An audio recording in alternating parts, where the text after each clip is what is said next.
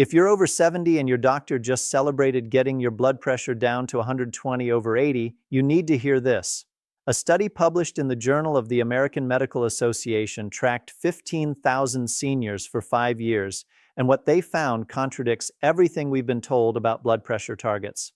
The seniors with so-called perfect blood pressure had a 28% higher risk of serious falls, and their mortality rates were actually worse than those with moderately higher numbers. In the next 15 minutes, I'm going to show you the exact blood pressure range associated with the longest survival in older adults, why the standard target might be dangerous after age 75, and the one simple test you can do at home tonight that could prevent a devastating fall. I'm Dr. from Michael Kent, and this information could genuinely save your life or the life of someone you love. Before we go further, drop a comment right now with just your age, nothing else. I want to see who's watching this because the information I'm about to share applies differently depending on whether you're 65, 75, or 85. And if you've ever felt dizzy when standing up from a chair or getting out of bed, add the word dizzy to your comment.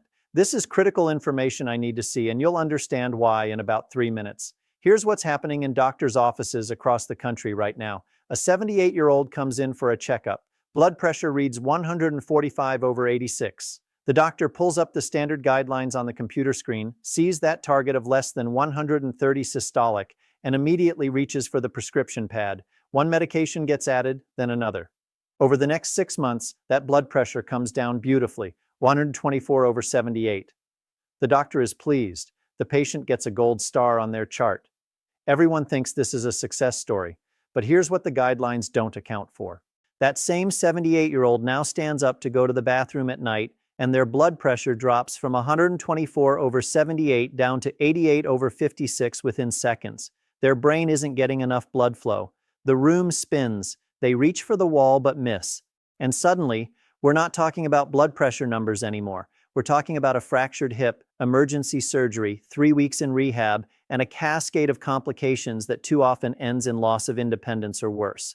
The research published just months ago in JAMA Internal Medicine should have made headlines everywhere, but most doctors still haven't seen it. Most patients certainly haven't heard about it.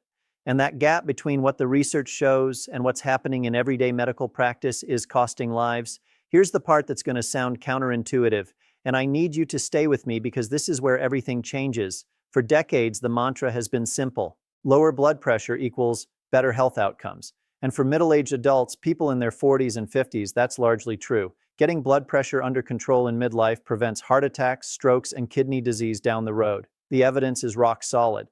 But something fundamental changes after age 75. The research shows that seniors with systolic blood pressure between 130 and 145 actually live longer than those with pressure below 120. They have fewer falls, fewer fractures, fewer hospitalizations, and better cognitive function. The group that achieved that textbook perfect 120/80, they had higher rates of dizziness, syncope, that's the medical term for fainting, acute kidney injury, and yes, higher mortality rates. Now, if you're someone who values understanding the why behind the numbers, not just being told what to do, then what I'm about to explain is going to give you a completely different framework for thinking about blood pressure management as you age.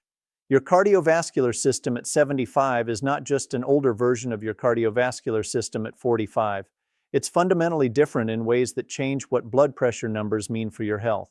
Let me explain the 3 critical changes that happen with aging and why these changes demand different blood pressure targets. First, arterial stiffness. As you age, your arteries become less elastic. Think of a new garden hose versus one that's been out in the sun for 20 years. The old hose is stiffer, less flexible.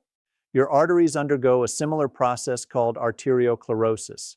When your heart pumps blood into stiff arteries, they can't expand and absorb the pressure wave the way young, flexible arteries can.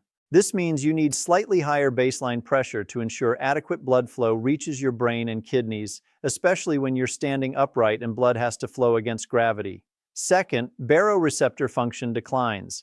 Baroreceptors are tiny sensors in your blood vessels that detect pressure changes and instantly signal your brain to adjust. When a young person stands up, their baroreceptors detect the pressure drop within milliseconds and trigger compensatory responses. Heart rate increases, blood vessels constrict, pressure stabilizes.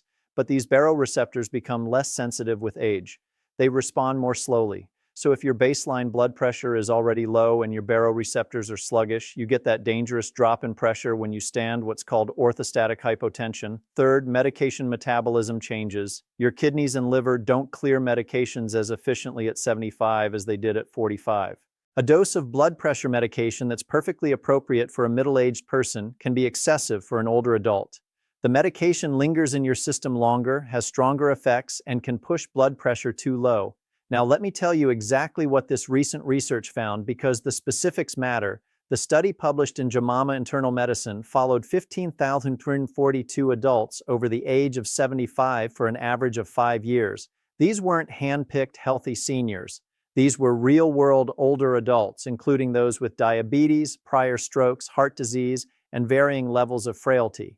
The researchers tracked their average blood pressure and then monitored what happened to them over those 5 years. They divided participants into groups based on their systolic blood pressure. One group maintained pressure below 120, another group was between 120 and 130, another between 130 and 140, another between 140 and 150, and another above 150. Here's what they found. The lowest mortality rate was in the group with systolic pressure between 130 and 140, not below 120. Not the textbook perfect number, the moderate range. Those with pressure below 120 had a 28% increased risk of serious falls requiring hospitalization. They had higher rates of acute kidney injury, meaning their kidneys couldn't function properly with the lower pressure. And their overall mortality rate was 14% higher than those in the 130 to 140 range. The group with pressure above 150 also had problems, as you'd expect. Higher stroke rates, more cardiovascular events. But the surprise was that very low pressure was just as dangerous as very high pressure. The sweet spot, the range associated with longest survival and best quality of life, was higher than conventional guidelines recommend. You're 76 years old. You walk into your doctor's office for a routine checkup. Your blood pressure reads 142/84. Your doctor looks concerned, pulls up the guidelines and says, "We need to get this down to at least 130, ideally closer to 120. You're started on a medication. 2 months later, your pressure is 128/78. Your doctor is pleased, but suggests adding a second medication to get it just a bit lower. Another 2 months pass. Your pressure is now 122/76. Perfect. Your doctor says you feel fine at first, but then you start noticing something. When you get up from your chair to answer the phone, you feel momentarily light-aided. When you stand up from the dinner table, there's a split second where the room seems to tilt. You mention this to your doctor, who says it's probably just age-related. Your blood vessels adjusting more slowly. Just stand up gradually, take your time. But what's actually happening is that your blood pressure, which looks great when you're sitting still in the doctor's office, is dropping dramatically when you stand from 122/76 sitting down to perhaps 95/60 standing up. Your brain is experiencing repeated episodes of inadequate blood flow. You're at high risk for a fall, but nobody's checking for this because your sitting blood pressure looks textbook perfect.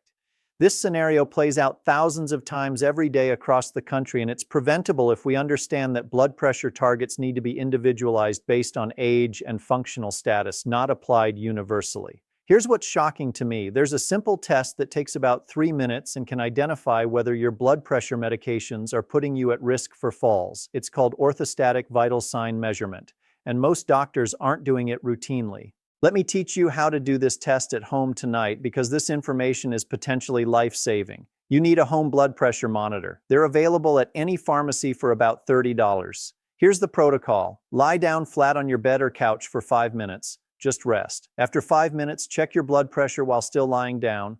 Write down both numbers, the systolic and diastolic. Now stand up and immediately check your blood pressure again while standing. Don't wait. Check it right away. Write down those numbers. Now compare them. If your systolic blood pressure dropped by more than 20 points, or if your diastolic dropped by more than 10 points, you have orthostatic hypotension. This is a red flag. This means your blood pressure medications may be too strong for you, or your target blood pressure may be too low for your physiology.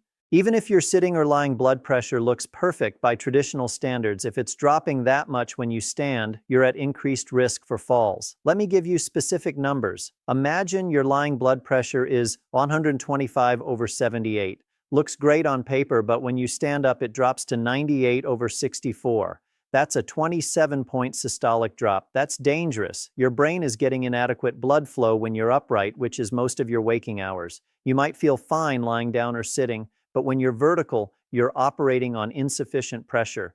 This is the test your doctor should be doing at every visit if you're over 70 and on blood pressure medications. If they're not doing it, you can do it yourself and bring the results to your next appointment. So what should your blood pressure actually be? I'm going to give you the ranges that research suggests are associated with the best outcomes for different age groups. But I need you to understand these are guidelines, not absolute rules. Your individual target should be determined in collaboration with your doctor based on your complete medical picture. For adults age 65 to 74 who are generally healthy and active with no major medical conditions, research suggests a systolic blood pressure range of 130 to 140 is reasonable. This provides cardiovascular protection while maintaining adequate perfusion to organs for adults aged 75 to 84 who are relatively healthy. The evidence supports a systolic range of 135 to 145. Notice this is higher than the younger group. This accounts for increased arterial stiffness and slower baroreceptor responses. For adults over 85 or for those who are frail regardless of age, a systolic range of 140 to 150 may be most appropriate. At this stage, preventing falls and maintaining quality of life often takes priority over aggressive blood pressure lowering. Now, what about diastolic, that bottom number? For older adults, diastolic pressure should generally stay above 65, ideally between 70 and 85. Very low diastolic pressure reduces blood flow to the heart muscle during the relaxation phase and can cause problems. If your diastolic is consistently below 60, that's something to discuss with your doctor, even if your systolic looks fine. What happens when someone is 73 years old with type 2 diabetes and a history of one heart attack 5 years ago? Their blood pressure is 148/86. Should they aim for 120/80? Probably not. Should they aim for 150/90? Also, probably not. For someone in this situation, research suggests a target around 130 to 135 systolic might be optimal. Low enough to provide cardiovascular protection given the diabetes and heart history, but not so low that there's risk for orthostatic hypertension and falls. The key is that this target should be reached gradually with careful monitoring for side effects every time a medication is adjusted. Orthostatic blood pressure should be checked. Symptoms need assessment: dizziness, fatigue, foggy thinking. These symptoms might indicate that pressure is being lowered too much, even if the numbers look good on paper. And here's something most people don't realize. Blood pressure varies throughout the day. One reading of 148/86 doesn't mean pressure is always that high. It might be 132/78 in the morning and 145/84 in the evening.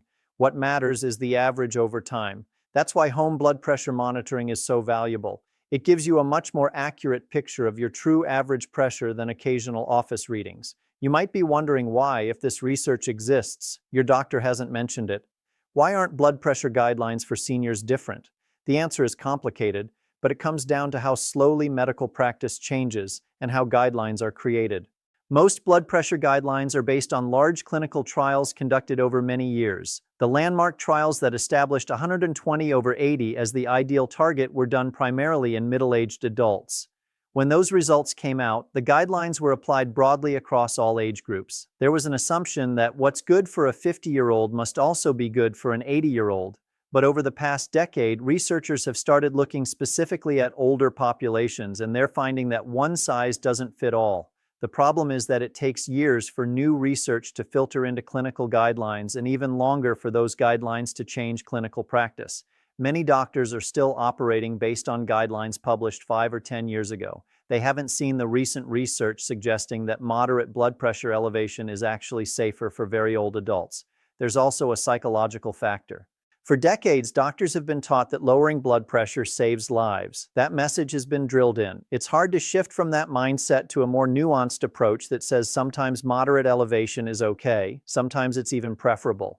It requires doctors to think critically about each individual patient rather than applying a universal target. And in our current healthcare system, where doctors have 15 minutes per patient, That individualized approach is challenging. Let me show you how different two people the same age can be. Both are 81 years old, but their situations couldn't be more different. The first person is living independently, doing well overall, but managing some chronic conditions. Mild heart failure, chronic kidney disease, stage 3, and osteoarthritis. Blood pressure is 158/88. The doctor wants to start aggressive treatment to get it below 130. The second person is also 81, but they're healthy, active, play golf twice a week, no significant medical problems. Their blood pressure is also 158/88. Same number, same age, but completely different risk profiles. For the first person with multiple conditions, starting multiple blood pressure medications carries significant risks. Those medications could lower pressure too much, especially when standing. They could worsen kidney function. They could cause dizziness and increase fall risk, which with osteoarthritis could be catastrophic. A more reasonable approach might be lifestyle modifications first. Then, if medications are necessary, a low dose of one medication with careful monitoring, accepting a target of perhaps 140 to 145 systolic, rather than pushing aggressively toward 130. For the second person, the healthy 81-year-old 158/88 might warrant treatment, but again, not aggressive treatment. Perhaps lifestyle changes could bring it down to 145/84, which for a healthy person that age might be perfectly acceptable without medications at all.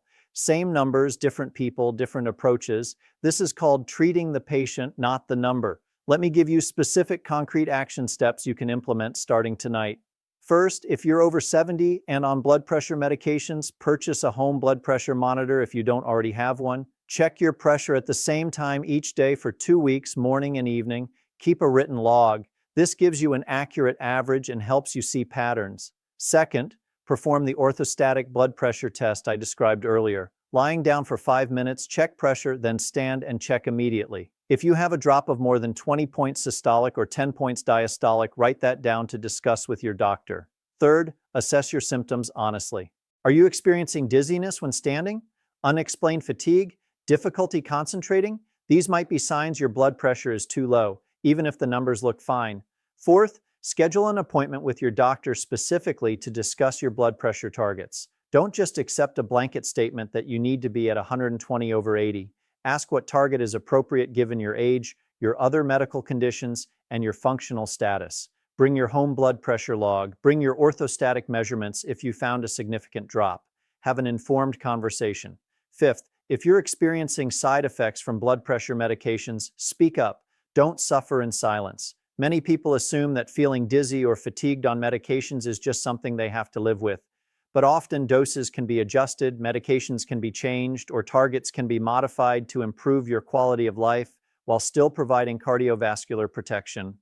Here's what you now know that most people, including many healthcare providers, don't fully understand. Blood pressure targets should not be universal. A 45-year-old and an 85-year-old should not be held to the same standard. For older adults, especially those over 75, systolic blood pressure in the range of 130 to 145 is associated with the longest survival and best quality of life. Lower than 120 increases risk of falls, orthostatic hypotension, kidney injury, and possibly cognitive decline. Higher than 150 increases cardiovascular risk. The sweet spot is in the middle. You've learned that orthostatic hypotension, that drop in blood pressure when you stand, is often more dangerous than moderately elevated sitting blood pressure. You've learned how to test for it at home. You've learned the physiological reasons why seniors need different targets: arterial stiffness, slower baroreceptor responses, altered medication metabolism. Most importantly, you now have the language and the knowledge to have an informed conversation with your doctor. You're not just a passive recipient of medical advice. You're an informed participant in your own care, and that's empowering. You're now more informed about blood pressure management in older adults than probably 90% of people your age. You understand the nuance. You know that one size doesn't fit all. If this information gave you clarity, if it answered questions you've been wondering about, if it gave you confidence to advocate for yourself, then I've done my job. Drop a comment right now saying informed. If you feel more equipped to discuss this with your doctor, share this video with friends or family members over 65 who might benefit from this information. Subscribe to this channel because my mission is bringing you research-based health information that's accessible, practical, and potentially life-changing. In my next video, I'm going to talk about the 3 supplements that research shows can actually support healthy blood pressure naturally, and the 2 popular supplements that are complete wastes of money. You're going to want to see that because the supplement industry is full of misleading claims, and I'm going to show you exactly what the evidence says. I'll see you there. This video is for educational and informational purposes only and is not intended as medical advice. Blood pressure management should be individualized based on your complete medical history, current health status, and other factors. Never adjust or discontinue medications without consulting your healthcare provider. The information presented is based on current research but should not replace professional medical care. Always consult with a qualified healthcare provider before making changes to your treatment.